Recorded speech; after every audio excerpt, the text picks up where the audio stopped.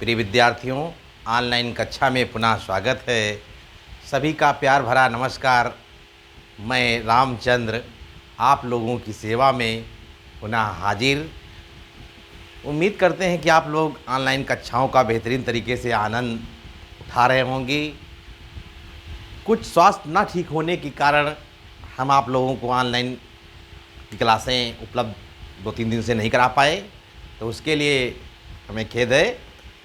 तो आज जो हम पढ़ेंगे कक्षा 12 कृषि अर्थशास्त्र अध्याय 16 पूंजी। पूंजी किसे कहते हैं? धन का वह भाग जो उत्पादन कार्यों में लगाया जाता है। क्या कहलाता है? पूंजी कहलाता है। जैसे मशीनें स्वयं पूंजी हैं, मुद्रा स्वयं पूंजी है। तो पूंजी दो प्रकार की होती है, चल पूंजी और अचल पूंजी। चल पूंजी वो पूंजी होती है जिसका एक बार में प्रयोग करने पर वो नष्ट हो जाती है, तो ऐसे कहेंगे चल पूंजी। जैसे तेल, खनिज तेल, पेट्रोल, डीजल, तो ये कौन सी पूंजी होगी मेरे विद्यार्थियों? ये चल पूंजी होगी। अचल पूंजी वो पूंजी होती है जिसका हम बार बार प्रयोग करते हैं लेकिन इतनी जल्दी वो बेकार नहीं होती है, तो अचल पूंजी कहलाती है। जैसे भूमि, मकान क्या है? अचल पूंजी है। तो आज हम जानेंगे कि पूंजी के अध्याय में हम जानेंगे कि पूंजी के निर्माण को प्रभावित करने वाले तत्व, पूंजी के निर्माण को प्रभावित करने वाले कौन कौन से तत्व हैं उनके बारे में जानेंगे। तो हेडिंग डालेंगे पूंजी के निर्माण को, पूंजी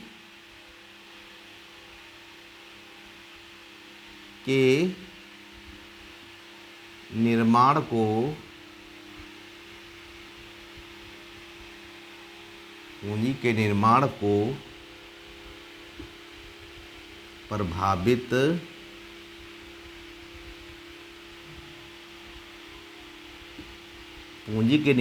प्रभावित करने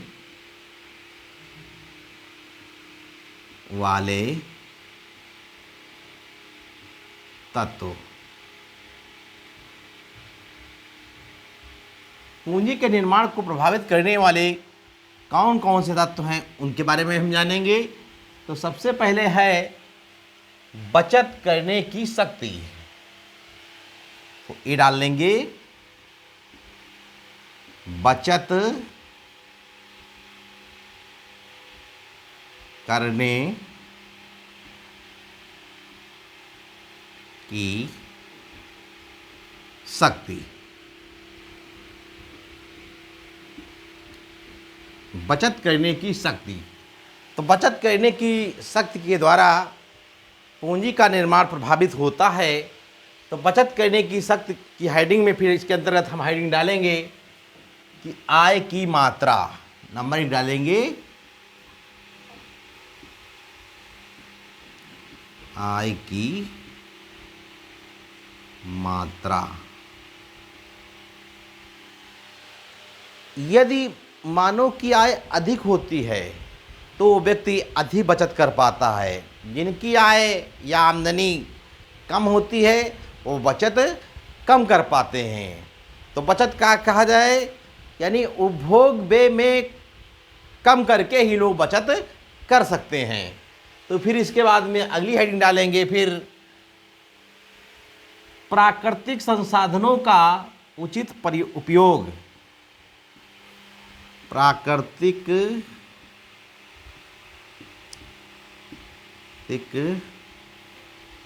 संसाधनों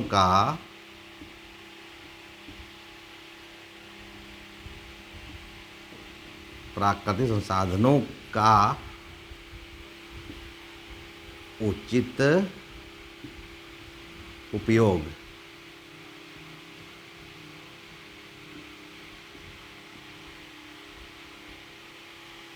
यदि मानव प्राकृतिक संसाधनों का उचित उपयोग करता है तो कहा जाए वो फिर बचत अधिक कर लेता है।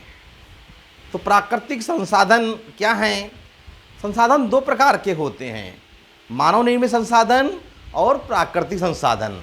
मानव निर्मित संसाधन वो संसाधन होते हैं जो मानव ने बनाए हैं, जैसे मेज, कुर्सी, मकान, तो ये क्या है, मानवीय संसाधन हैं।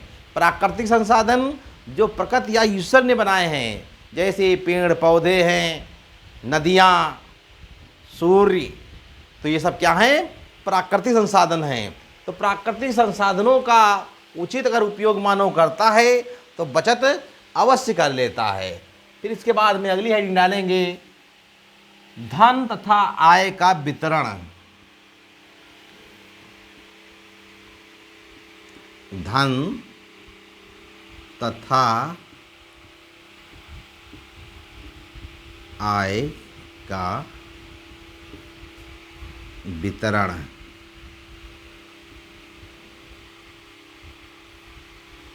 धन तथा आय के वितरण के द्वारा बचत प्रभावित होती है। जैसे कहा जाए कि अगर आय लोगों की अधिक है तो अधिक बचत कर पाते हैं, अगर आय कम है तो बचत कम कर पाएंगे। तो धन के अनुसार लोग बचत कर पाते हैं। तो प्रिय विद्यार्थियों, ये अपनी कॉपी में नोट करते चलिए और इनको समझते हुए आगे बढ़ते चलिए। तो इतना नोट कर लीजिए, फिर आगे हम पॉइंटों को बताएंगे।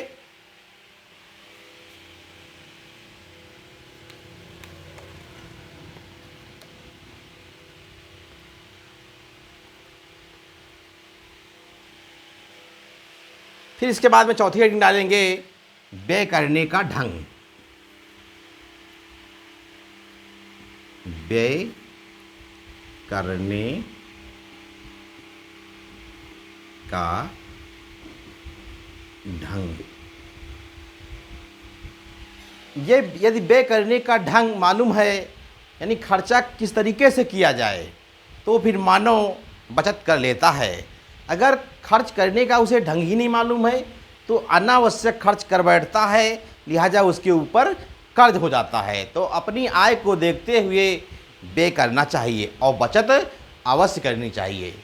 फिर इसके बाद में है अगली हेडिंग डालेंगे, पांचवी, सरकार की नीतियां, या ऐसा कह लीजिए सरकारी नीतियां लिख लीजिए। सरकारी नीतियां।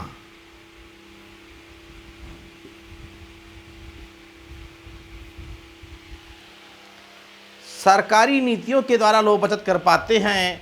अगर वस्तुओं के मूल्य अधिक हो जाते हैं तो लोग बचत कम कर पाते हैं। सरकार टैक्स अगर अधिक बढ़ा देती है तो लोग बचत कम कर पाते हैं। तो सरकार की नीतियों के कारण भी बचत हमारी प्रभावित होती है, यानी पूंजी का निर्माण प्रभावित होता है। फिर इसके बाद में अगली हेडिंग डालेंगे, कीमत स्तर। छठी हेडिंग डालेंगे, कीमत स्तर। कीमत स्तर के द्वारा पूंजी निर्माण प्रभावित होता है। अगर ऊंची वस्तुओं की कीमत होती है तो मानव बचत बहुत कम कर पाता है। यदि कीमत नीची होती है वस्तुओं की तो कहा जाए उसको फिर बचत अधिक कर पाता है। तो पूंजी निर्माण कोई प्रभावित करने वाले तत्व थे, उनको जाना, यानी बचत करने की शक्ति में आय की मात्रा को जाना, प्राकृतिक संसाधनों के बारे में जाना, धन तथा आय का वितरण के विषय में जाना, व्यय करने का ढंग और सरकार की नीतियाँ और कीमत स्तर। तो इसके द्वारा पूंजी निर्माण प्रभावित होती है बचत करने की शक्ति के द्वारा। फिर इसके बाद में अगली हेडिंग डालेंगे, बचत करने की इच्छा। इसके बाद में बी हेडिंग डालेंगे, बचत करने की इच्छा।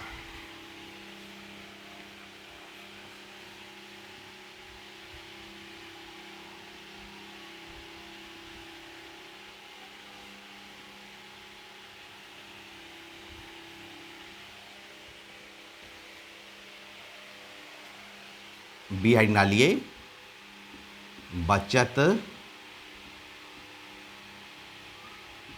करने की इच्छा। तो बचत करने की इच्छा के द्वारा पूंजी निर्माण प्रभावित होती है। तो बचत करने की इच्छा में फिर हेडिंग डालेंगे नंबर 1 करके, हेडिंग डालेंगे दूरदर्शिता। दूरदर्शिता,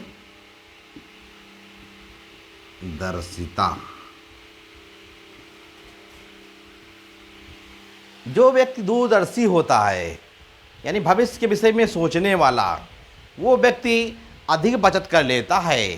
तो प्रिय विद्यार्थियों में दूरदर्शिता का गुण सभी के अंदर होना चाहिए, तभी वो बचत कर पाएंगे।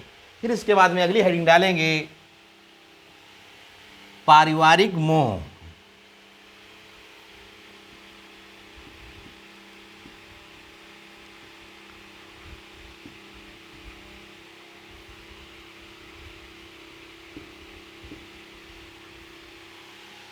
पारिवारिक मोह के द्वारा जिनका परिवार से अधिक मोह होता है वो अधिक बचत कर लेते हैं, जिनका परिवार से मोह कम होता है वो बचत कम करते हैं। तो पारिवारिक मोह के द्वारा पूंजी निर्माण प्रभावित होती है। फिर इसके बाद में अगली हेडिंग डालेंगे व्यक्ति का स्वभाव।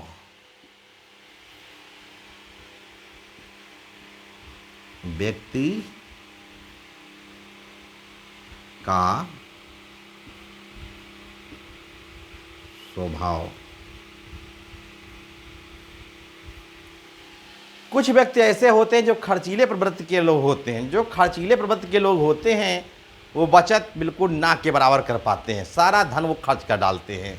कुछ व्यक्ति ऐसे होते हैं जो मितव्ययी स्वभाव के होते हैं, यानी कम खर्चीले होते हैं, तो बचत वो अवश्य कर लेते हैं। फिर इसके बाद में अगली हेडिंग डालेंगे, चौथी हेडिंग डालेंगे सामाजिक प्रतिष्ठा पाने की इच्छा। सामाजिक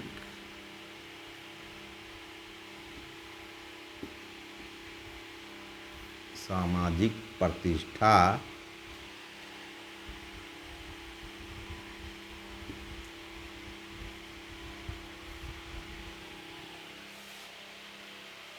सामाजिक प्रतिष्ठा पाने की इच्छा। अर्थ प्रधान देशों में जिनके पास धन होता है तो धनवान व्यक्तियों को ही सम्मान दिया जाता है। तो जिनको समाज में प्रतिष्ठा पाने की इच्छा होती है कि समाज में उन्हें प्रतिष्ठा मिले, तो वो लोग अवश्य धन को बचाते हैं। बिना धन के समाज में प्रतिष्ठा नहीं मिलती है। कहने का मतलब लोग सम्मान भी नहीं करते। फिर इसके बाद में अगली हेडिंग डालेंगे पांचवी, ब्याज कमाने का उद्देश्य। ब्याज कमाने का उद्देश्य।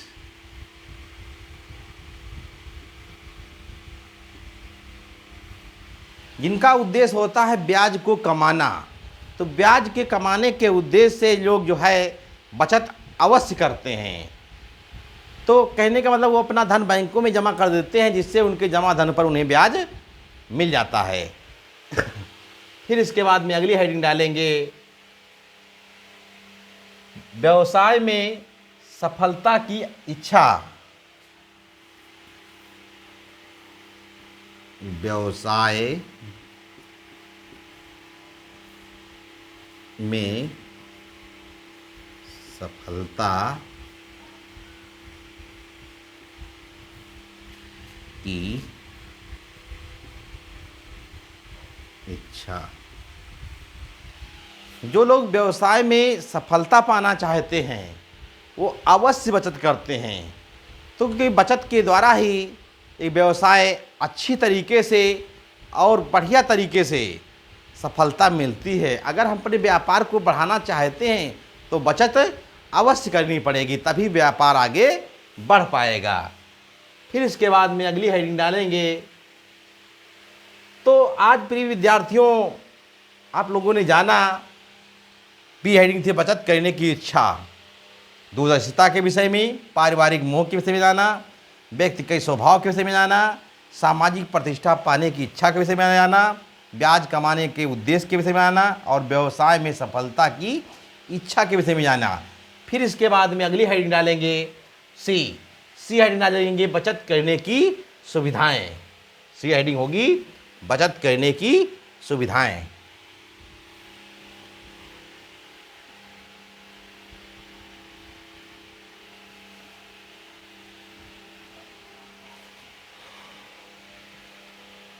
सी हेडिंग डालिए बचत करने की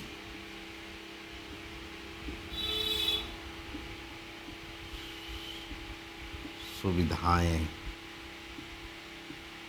बचत करने की सुविधाएं हेडिंग डालेंगे बचत करने की सुविधाएं। तो बचत करने की सुविधाओं में कहेंगे नंबर 1 शांति एवं सुरक्षा। शांति एवं सुरक्षा।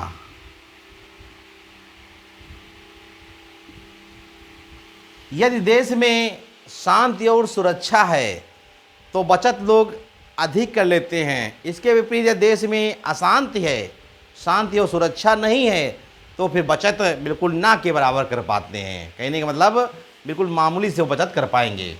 फिर इसके बाद में है दूसरी हेडिंग डालेंगे वित्तीय संस्थाओं का विकास। वित्तीय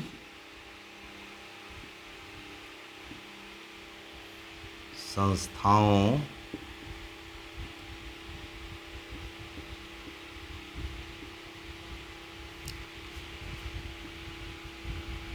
विकास। वित्तीय संस्थाओं का विकास। तो जहाँ पर बैंकों की व्यवस्था होती है या वित्तीय संस्थाएं होती हैं, वहाँ पर लोग अवश्य बचत कर पाते हैं, क्योंकि अपने धन को फिर कहाँ जमा कर पाते हैं? बैंकों में जा कर के जमा कर देते हैं। फिर इसके बाद में अगली हेडिंग डालेंगे योग्य ईमानदार व्यापारी। योग्य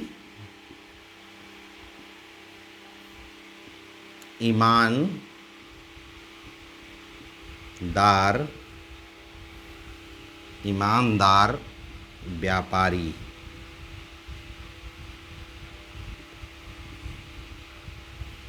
योग्य ईमानदार व्यापारी।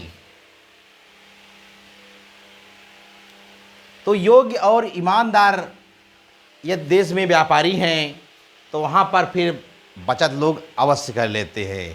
पूंजी निर्माण वहाँ पर फिर हो पाता है। फिर इसके बाद में अगली हेडिंग डालेंगे, चौथी हेडिंग डालेंगे फिर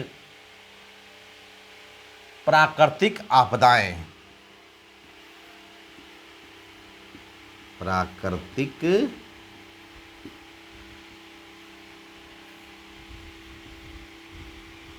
आपदाएं। यदि प्राकृतिक आपदाएं नहीं आती हैं या नाम मात्र आती हैं तो बचत वहाँ लोग अवश्य कर लेते हैं। जहाँ पर प्राकृतिक आपदाएं जैसे बाढ़, भूकंप आया करते हैं तो वहाँ पर फिर लोग अधिक बचत नहीं कर पाते हैं, तो वहाँ पर पूंजी का निर्माण नहीं हो पाता है। फिर इसके बाद में अगली हेडिंग डालेंगे अनुकूल सरकारी नीतियाँ।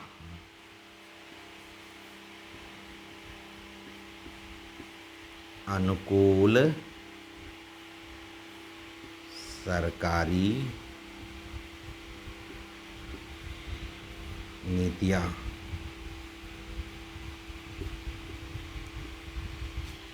अनुकूल सरकारी नीतियाँ।